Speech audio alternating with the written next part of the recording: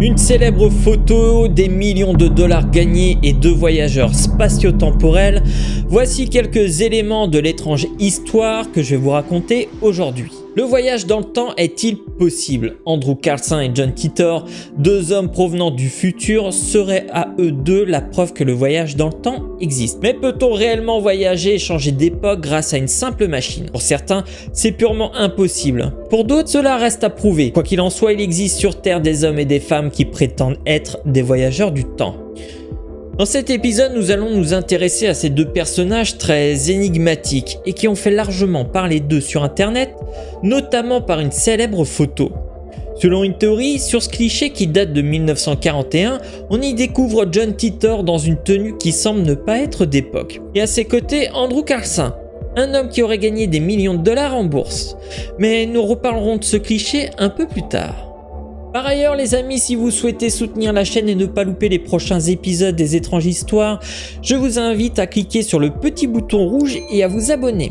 Ce n'est pas grand chose et un simple clic pour le créateur c'est essentiel dans le développement de la chaîne. Alors pour ça, un grand merci. Aujourd'hui je vais vous raconter l'histoire d'Andrew Carlson et de John Titor, les voyageurs du temps.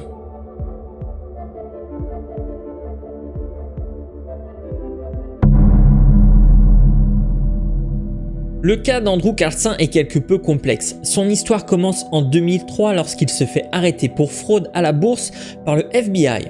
En effet, avec seulement 800 $ de mise de départ, il réussit à faire des placements rentables et gagne la somme de 350 millions de dollars en l'espace de 2 semaines seulement. Il a effectué 126 transactions à haut risque et les a toutes gagnées. Et forcément, cela attire la curiosité de l'organisme américain des contrôles des marchés financiers qui l'accuse d'avoir accès à des informations dont il ne devrait pas avoir connaissance. Le FBI le place alors en garde à vue, le temps d'en savoir plus. Son histoire aurait pu s'arrêter là et nous n'aurions jamais entendu parler d'Andrew Carlson. Mais lors de son interrogatoire, il a affirmé avoir eu accès aux informations lui ayant permis de faire de bons placements dans le futur. Il expliquait être un voyageur du futur et qu'il venait tout droit de 2256 grâce à une machine à voyager dans le temps. Et avoir de telles connaissances sur les placements à effectuer, cela était beaucoup trop tentant de résister. Dans sa confession, il déclarera même « J'avais prévu de faire en sorte que ça ait l'air naturel. Tu sais, perdre un peu ici et là, pour que ce n'ait pas l'air trop parfait. Mais j'ai été pris dans le moment. » Bien évidemment, personne ne l'a cru, alors pour prouver qu'il disait bien la vérité, il a passé un accord avec le FBI. En échange de sa libération, il dévoilerait la cachette d'Oussama Ben Laden et le remède pour guérir du sida. Dubitatif, le FBI enquête sur cet homme et plusieurs faits étranges entourent l'histoire d'Andrew Carlson. Tout d'abord, malgré toutes les recherches effectuées, il n'y a absolument aucune trace de cet homme avant 2002, date à laquelle il a commencé à faire ses premiers placements. Aucun document portant son nom n'existe et même les analyses ADN n'ont rien donné. Placé en détention, il a été libéré quelques temps plus tard par un individu qui aurait payé sa caution. Suite à cela, Andrew Carlson a complètement disparu de la circulation. Enfin, l'enregistrement de son interrogatoire où il avait fait des aveux a également disparu. L'histoire d'Andrew Carlson est surprenante et très énigmatique, à moins que cette histoire invraisemblable ait au bout du compte une toute autre explication. Nous y reviendrons plus tard. Nous sommes au mois de novembre 2000 et Internet en est encore qu'à ses débuts. À cette époque, il n'existe pas encore les réseaux sociaux. Toutefois, les gens avaient la possibilité d'échanger dans les chats ou encore sur des forums de discussion. Et c'est le 2 novembre 2000 qu'un homme se faisant appeler John Titor prend part à plusieurs discussions sur des chats. Sur celui du site Arbel, il poste un message plutôt mystérieux où il explique être un voyageur du temps venu tout droit de 2036 et n'étant que de passage. Il dit à travers ce message qu'il avait besoin de récupérer un ordinateur IBM 5100 de 1975. Il explique également que pour voyager, il utilise une mystérieuse machine, une Chevrolet de 1967, et montée de manière semblable à celle du film Retour vers le futur. Au premier abord, bien qu'incroyable, personne ne peut affirmer que cela soit vrai, comme faux. D'ailleurs, il n'affirme pas chercher à ce que les gens le croient. De plus, lorsque les internautes lui posent des questions, il y répond en donnant un certain nombre de détails, comme lorsqu'il explique le fonctionnement de sa machine à voyager dans le temps. D'ailleurs, il y poste même des croquis. Au cours de ses nombreux messages, il affirme ne rester qu'à cette époque durant 4 mois. Il donne des détails sur ce que le monde va vivre dans les années à venir. Guerre, épidémie de vaches folles et autres cataclysmes. Puis, comme il l'avait annoncé le 22 mars 2001, John Titor disparaît et ne donne plus aucun signe de vie. Qui n'a jamais rêvé de pouvoir retourner dans le passé pour changer le cours des événements ou faire un bond dans le futur pour voir ce que l'on est devenu? Le voyage temporel est un sujet qui fascine énormément de personnes et de nombreux scientifiques travaillent sur le sujet. Mais est-ce que les voyages dans le temps sont réellement possibles d'un point de vue scientifique? Alors je ne vais pas entrer dans les détails car il faudrait bien plus qu'une simple vidéo pour parler de l'ensemble du sujet, mais ce que je peux vous dire c'est qu'il est difficile d'apporter une réponse précise à cette question. En théorie, il est peut-être possible de voyager dans le futur, à la condition que vous vous déplaciez beaucoup plus vite et beaucoup plus loin que le reste du monde. En effet, lorsque l'on se déplace à une très grande vitesse, comme la vitesse de la lumière, le temps ne s'écoule pas de la même manière que pour une personne se déplaçant à une vitesse normale. À titre d'exemple, si une personne voyage vers une étoile située à plus de 520 années-lumière et à 99% de la vitesse de la lumière, à son retour sur Terre, 10 ans se seraient écoulés pour elle. Mais c'est bien pratiquement 1000 ans qui se seraient écoulés pour les habitants de la Terre.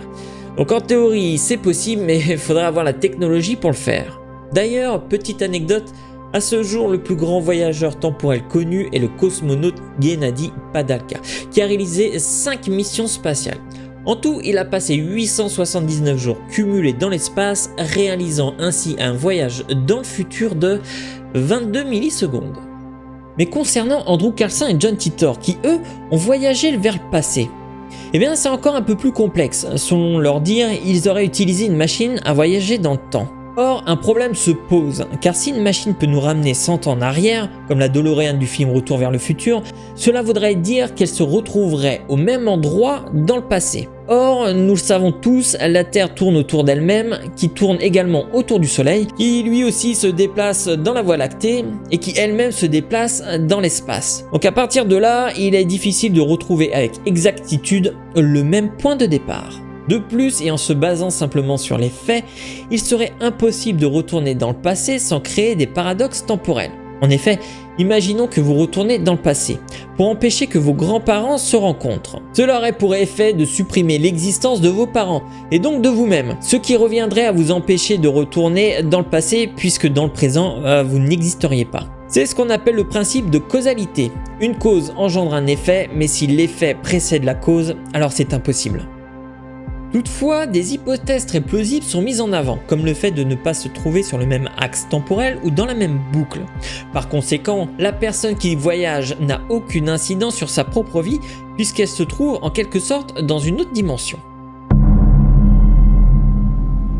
Pendant des années, de nombreuses personnes ont essayé de découvrir l'identité de John Titor. Ils ont tout fait pour savoir si ce qu'il affirmait était vrai. Seulement la majorité de ses prédictions ne se sont jamais réalisées. Cela dit, ses connaissances à l'époque étaient particulièrement avancées, ce qui a mis le doute à beaucoup de personnes. Certains prétendent même que c'est John Titor lui-même qui apparaît sur cette photo, et qu'à ses côtés on y découvre Andrew Carlson. Il faut dire que la ressemblance avec la photo du premier article qui parle de Carlson est troublante. D'ailleurs, la source, ce tout premier article qui mentionne l'histoire d'Andrew est tiré d'un tabloïd, le Weekly World News. C'est un peu l'équivalent de ce que l'on peut avoir en France avec le Gorafi. Pour ceux qui ne connaissent pas, il s'agit d'articles écrits et réalisés de manière très sérieuse sur des sujets qui ne le sont absolument pas. Ce sont des articles parodiques, satiriques et humoristiques. Et donc si l'histoire d'Andrew Carlson semble être un canular qui a pris une grande proportion sur la toile, à ce jour, nul ne sait ce qu'il est advenu de John Titor, car il n'a plus jamais fait parler de lui. Mais ce qui reste troublant, c'est que cette photo a bel et bien été identifiée comme authentique, mais ni l'un ni l'autre ne seraient des voyageurs du temps. Il s'agirait d'un cliché pris en 1941, le jour de la réouverture du pont South Fork à Gold Bridge en Colombie-Britannique. Si l'homme sur la photo semble venir du futur, sa tenue est en réalité tout à fait plausible pour l'époque. D'ailleurs, ce style de lunettes existe depuis 1920, Quant à l'individu qui est à ses côtés, il ressemble à Andrew Carlson, mais ça ne serait qu'un pur hasard. En réalité, la vraie question, ça serait pourquoi deux hommes qui ont la possibilité de voyager dans le temps assisteraient à l'inauguration d'un simple pont. À moins peut-être que ce pont cache quelque chose de mystérieux. Quoi qu'il en soit, il faudra certainement attendre encore quelques années pour que des études plus poussées puissent être réalisées et démontrer que le voyage vers le passé est bel et bien plausible. Peut-être qu'un jour nous pourrions voyager dans le temps à l'aide d'une technologie spécifique très avancée. Il n'en reste pas moins qu'il s'agit d'un sujet fascinant qui intéresse beaucoup. En juillet 1954, un homme est arrêté à l'aéroport international de Tokyo. Rien d'anormal, si ce n'est que cet individu semble venir d'une autre dimension. Si vous souhaitez connaître la suite de cette histoire, je vous laisse cliquer juste ici. N'oubliez pas de vous abonner si ce n'est pas encore fait. Quant à moi, je vous dis à tout de suite.